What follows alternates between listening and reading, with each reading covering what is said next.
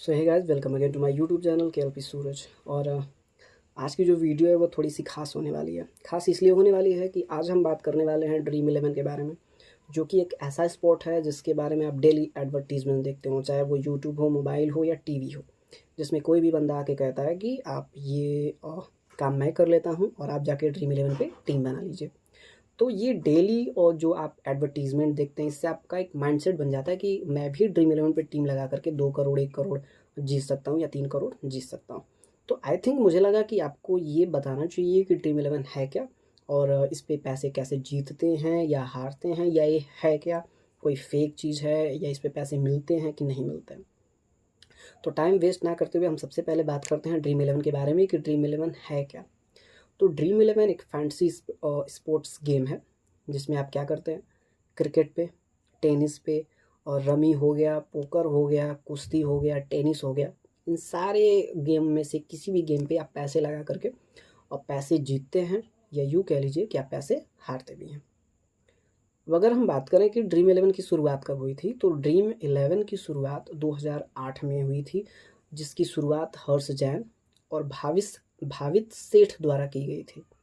और भारत के जो फैंस हैं स्पोर्ट्स गेम्स के, उनके लिए 2012 में इसको इंट्रोड्यूस किया गया। अगर हम स्पेशली ड्रीम इलेवन के बारे में बात करें, तो 2014 में इसके जो यूजर्स थे वो 10 लाख थे, जो संख्या 2016 में जाकर के 20 लाख हो जाती है। लेकिन इसके ठीक 2 साल बाद, यानी कि 2018 में, ये जो संख्या है वो सीधे 4.5 करोड़ पहुंच जाती है, यानी कि 45 मिलियन प्लस के लगभग इसके यूजर्स हो जाते हैं। और ये आंकड़ा यहाँ पे रुकता नहीं है। 2023 में जो इसके यूजर्स थे वो 160 मिलियन, यानी कि 16 करोड़ यूजर्स हो जाते हैं। और आज जब ये आप वीडियो देख रहे हैं 2024 में, इस टाइम जबकि आईपीएल चल रहे हैं, तो इस टाइम लगभग 200 मिलियन, यानी कि 20 करोड़ से ज़्यादा यूजर्स डेली उस पर टीम बना रहे हैं, पैसे कमा भी रहे हैं और पैसे गंवा भी रहे हैं। तो मुझे लगा कि ये वीडियो बनाया जाए ताकि आपको पता चले कि हाँ, ये है क्या, या इस पे पैसे कैसे मिलते हैं या कैसे नहीं मिलते हैं। अब सबसे पहले हम बात करते हैं कि ड्रीम इलेवन की कमाई कितनी है। यानी ड्रीम इलेवन से तो लोग पैसे कमाते हैं, मुझे लगा कि आपको ये जानकारी दी जाए कि ड्रीम इलेवन की कमाई कितनी है, ड्रीम इलेवन कितने पैसे कमाता है। तो ड्रीम इलेवन साल 2018 में 224.4 करोड़ का रेवेन्यू करता है। उसके बाद 2022 में जाकर के ये 3,880 करोड़, और 2023 में जो इसकी रेवेन्यू है वो 50% बढ़ जाती है, यानी कि 50% की वृद्धि इसमें हो जाती है, और ये जो है 6,384 करोड़ का रेवेन्यू करता है। अगर हम एक रिपोर्ट के अनुसार बात करें, तो ये दावा किया गया कि ड्रीम इलेवंस पे जो अकाउंट्स बनाए जाते हैं, जिसमें वो जो डिपॉजिट होते हैं, पैसे जो होते हैं, सिर्फ उससे 224.4 करोड़ का ब्याज लगभग ड्रीम इलेवन को मिला है। अब इतनी बड़ी कंपनी है तो इस पे एलिगेशंस तो लगेंगे भाई, लांछन तो लगने ही है। इतने पैसे आ रहे हैं, इतने ज़्यादा इसको फेम मिल रहा है, हर क्रिकेटर को देखिए, हर एक्टर को देखिए तो इसको प्रमोट कर रहा है, तो इस पे एलिगेशंस तो लगेंगे। तो 2017 में इस कंपनी पे इंडियन हाई कोर्ट में केस कर दिया गया, जो कि ये भारत की एक ऐसी कंपनी है जो सट्टेबाजी करती है, और अदर जो सट्टेबाजी कंपनी है उन पर तो रोक है, लेकिन इस पर क्यों नहीं है। तो ड्रीम इलेवन के बारे में बता दिया जाए कि ये इंडियन हाई कोर्ट ने कहा कि जो ड्रीम इलेवन है, जो ये फैंटेसी स्पोर्ट गेम के अंतर्गत आती है, यानी ये ऐसे गेम्स के अंतर्गत नहीं आती है जो गेम ऑफ लक या गेम ऑफ चांस के अंतर्गत आते हैं, बल्कि ड्रीम इलेवन जो है एक फैंटेसी स्पोर्ट्स गेम है। ये आप इस पे जो है अपनी स्किल के हिसाब से या अपने एनालाइज के हिसाब से पैसे जीतते हैं या हारते हैं। तो इसलिए हम इसको बैन नहीं कर सकते हैं, क्योंकि ये गेम ऑफ मतलब एक सट्टेबाजी जो सट्टेबाजी वाली गेम्स होती हैं उसके अंतर्गत ये नहीं आती है। इसलिए हाई कोर्ट ने इसको बैन कर दिया कि इस मैटर को हम देखेंगे ही नहीं, क्योंकि इस पे एलिगेशन लगाने लायक कुछ नहीं है। हाँ, इंडियन कोर्ट ने ये ज़रूर करा कि उसने ऑनलाइन जो गेमिंग्स हैं उस पे 28% का हाई टैक्स लगाया। उसका ये कहना था कि अगर ये हाई टैक्स रहेगा तो जो लोग ऑनलाइन गेम्स खेल रहे हैं वो ऑनलाइन गेम्स खेलना बंद कर देंगे या कुछ हद तक कम कर देंगे। बट आई डोंट थिंक कि इस हाई टैक्स से जो इसके यूजर्स हैं उनका जो माइंडसेट है वो थोड़ा सा भी हट रहा है, बल्कि ये जो यूजर्स हैं इनकी संख्या दिनों ब दिन बढ़ती जा रही है।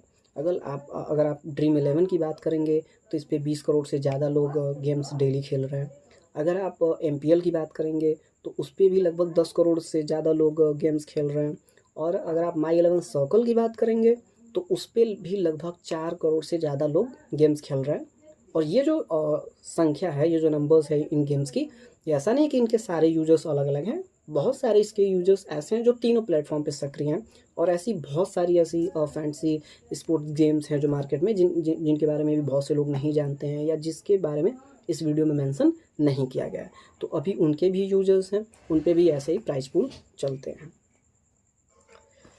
लेकिन इसके कुछ ऐसे भी स्टेट्स हैं जिन स्टेट्स में इन गेम्स पर पूरी तरीके से बैन लगा दिया गया है। इस स्टेट्स में तेलंगाना आता है, आंध्र प्रदेश आता है, सिक्किम आता है, उड़ीसा आता है, आसाम आता है और नागालैंड आता है। ये ऐसे राज्य हैं जिसमें पूरी तरीके से जो क्या है ये फैंटेसी स्पोर्ट्स गेम है, इन पर बैन है, कोई यहाँ पर खेल नहीं सकता है। और अगर यहाँ पर कोई गेम खेलने भी जाता है तो ड्रीम 11 की तरफ से उस स्टेट्स में रिस्ट्रिक्शंस लगा दी गई हैं कि इस क्षेत्र का कोई भी आदमी या इस स्टेट्स का कोई भी आदमी हमारे इस प्लेटफॉर्म पे गेम नहीं खेल सकता है।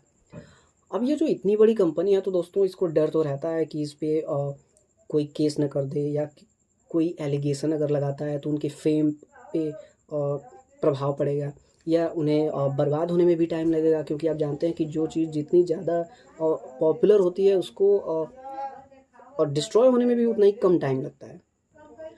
तो अगर किसी ने भी इनके खिलाफ कोई केस कर दी या किसी प्रकार का एलिगेशंस लगा दिया तो इनके लिए वो भारी पड़ सकता है। तो इसलिए इन फैंटेसी स्पोर्ट्स गेम ने मिल करके अपना एक बोर्ड बनाया जिसका नाम उन्होंने FIFS रखा, जिसका मतलब होता है federation of Indian fantasy sport, जिसका मालिक उन्होंने किसको बनाया तो ड्रीम 11 के ओनर को बनाया गया। यानी ये जितने भी फैंटेसी स्पोर्ट्स गेम हैं इनका मालिक ड्रीम 11 का जो ओनर है उसी को इसका हेड बना दिया गया। इसका मतलब ये जो फेडरेशन, ये जो बोर्ड है, इसका काम क्या है तो ये भारत में जितने भी लोग ऑनलाइन गेमिंग करते हैं उनके बीच इसका एडवर्टीज़मेंट, इसका प्रचार करने के लिए, इन गेम्स को प्रमोट करने के लिए किया गया है। और इन गेम्स में किसी के साथ धोखाधड़ी ना हो, ये इस बोर्ड का काम है। लेकिन दिक्कत वाली बात यह है दोस्तों कि अगर किसी के साथ कुछ गलत होता भी है ड्रीम 11 की तरफ से या किसी भी फैंटेसी स्पोर्ट्स गेम की ओर से, तो इसका मतलब क्या है कि ड्रीम 11 खुद ही अपने खिलाफ वो सबूत देगा कि उसके खिलाफ जाती हुई है कि नहीं, या मुझे इसका हर्जाना देना चाहिए कि नहीं देना चाहिए। ये तो यही मतलब हुआ कि मेरी गलती है तो मैं ही अपना वकील भी हूँ और मैं ही अपना जज भी हूँ, तो मैं अपने खिलाफ क्या कर सकता हूँ, कोई गलत जजमेंट तो दे नहीं सकता हूँ। भाई सामने वाले को दिक्कत हो रही है तो उसको होना चाहिए। और कुछ और नियम इन्होंने बनाए कि जिन क्षेत्र में ये गेम्स बैन हैं वहाँ के लोग खेल नहीं सकते हैं, या जो 18+ से नीचे के बच्चे हैं, 18 से नीचे के बच्चे हैं, वो भी इस पर गेम्स नहीं खेल सकते। और इसके लिए इन्होंने किया क्या है, एक छोटा सा बॉक्स दिया है जिस पे आप ट्रिक करके बता सकते हैं कि आप 18+ हैं या नहीं हैं। लेकिन कमाल की बात है, आप सोच सकते हैं कि उस बॉक्स पे 10 साल का, 12 साल का, इवन 3 साल का बच्चा भी अगर क्लिक कर दे तो वो 18+ हो जाता है। उसके लिए ड्रीम 11 के लिए वो बच्चा 3 साल का नहीं 18+ हो गया, वो आकर के इस पे गेम्स खेल सकता है।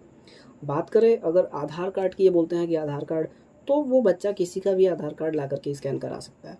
इसके लिए ज़्यादा उसको कोई मेहनत करने की ज़रूरत नहीं। अब हम बात करते हैं कि ड्रीम 11 पे पैसा कैसे बढ़ता है।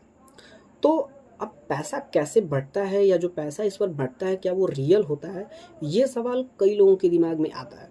तो इस पर जो पैसा बढ़ता है वो वाकई में रियल होता है।